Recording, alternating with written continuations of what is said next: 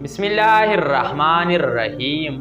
شروع کرے اللہ کے نام سے جو بڑا مہربان نہایت رحم والا ہے۔ السلام علیکم ورحمۃ اللہ وبرکاتہ۔ غسل کرنے کا کمپلیٹ طریقہ۔ غسل کا طریقہ کیا ہے؟ غسل کیسے کرنا چاہیے؟ غسل خانے میں جانے سے پہلے باہر کھڑے ہو کر بسم اللہ الرحمن الرحیم پڑھ لیا کریں۔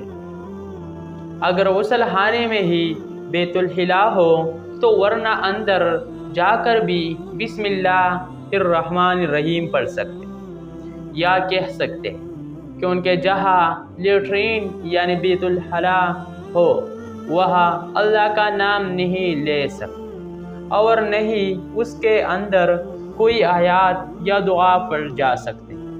اگر پانی کیسے برتن میں ہے تو پہلے اپنے دونوں ہاتھ برتن اٹھا کر دھو لے۔ اگر مگ ہے تو مگ سے پانی ہاتھوں پر ڈال لے۔ اگر ٹوٹی ہے تو شاور یا ٹوٹی کھول لے اور ہاتھ دھو لے۔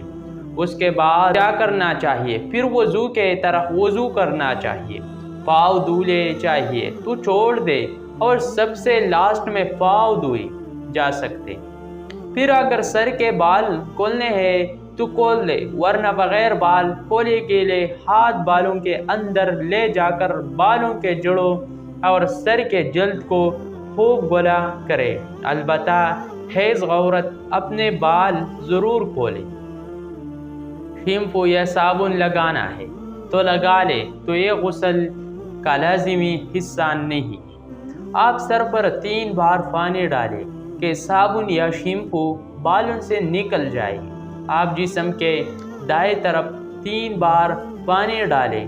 اگر جسم کو صابن لگانا ہے تو صابن لگانے کے بعد جیسے ہم پر پانی ڈالیں، لیکن صابن لگانا شرعی غسل کا لازمی حصہ نہیں۔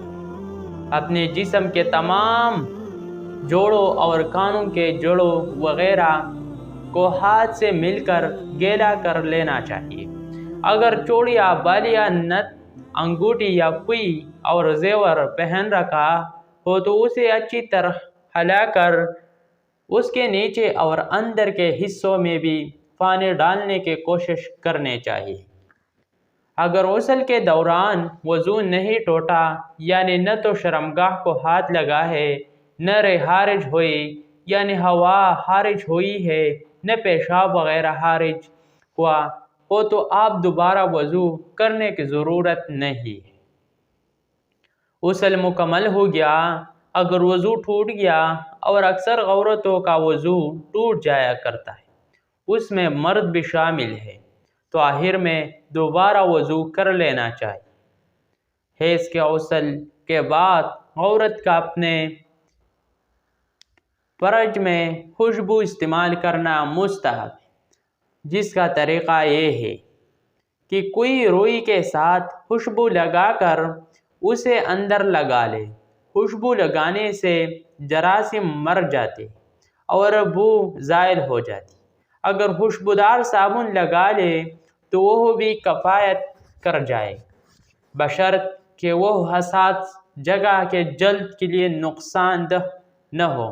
یاد رہے کہ خوشبو لگانا فرض نہیں، مستحب ہے۔ جسم پوچھنے کے لیے تولیہ استعمال کرنا جائز ہے، نہ کریں تو بھی یہ لازمی نہیں، لیکن صحابہ کرام رضوان اللہ تعالی علیہم اجمعین اسے تکلف سمجھتے اور عموماً استعمال کرنا ناپسند کرتے تھے، کیونکہ وہ سادگی پسند تھے اور تکلف سے دور رہتے تھے۔ تمام کپڑے پہننے کا آغاز دائیں طرف سے کرنا چاہیے، مثلاً قمیص، پاجامہ، بنیان وغیرہ۔ پہلے وہ کپڑے پہنے جو زیادہ فاتر یعنی سطر کو چھپانے والے ہیں، اور گلے میں پہنے جانے والا کپڑا ہی عورت کے لیے زیادہ صابر ہے۔ انہی سطر کو چھپانے والا ہے یعنی قمیص، لیکن مرد کے لیے نیچے ٹانگوں پر پہنا جانے والا کپڑا زیادہ صابر ہے، یعنی شلوار، پاجامہ तहबंद वगैरह। गुस्ल खाने से बाहर निकलने के बाद कलिमा शहादत पढ़े, यानी अशहदु अल्ला इलाहा इल्लल्लाहु वहदहु ला शरीक लहू व अशहदु अन्ना मुहम्मदन अब्दुहु व रसूलुहु।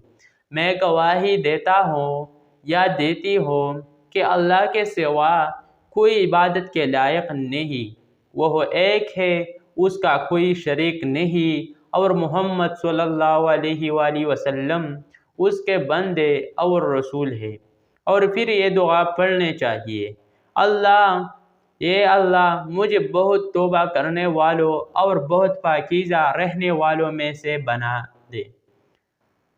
आमीन। खबरदार वज़ू या गुस्ल करते वक्त कलिमा शहादत या कोई और कलिमा रसूल करीम सल्लल्लाहु अलैहि वसल्लम और आपके सहाबा किराम ने न पढ़ा, न उसका कोई हुक्म दिया गया। गुस्ल बैठकर भी किया जा सकता और खड़े होकर भी। अगर कपड़े मुकम्मल उतारे हुई है तो बैठकर नहाना ज़्यादा बेहतर है। वीडियो देखने के लिए बहुत बहुत शुक्रिया।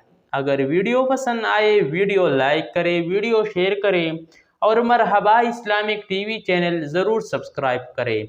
बहुत बहुत शुक्रिया वीडियो देखने के लिए। अल्लाह हाफिज़।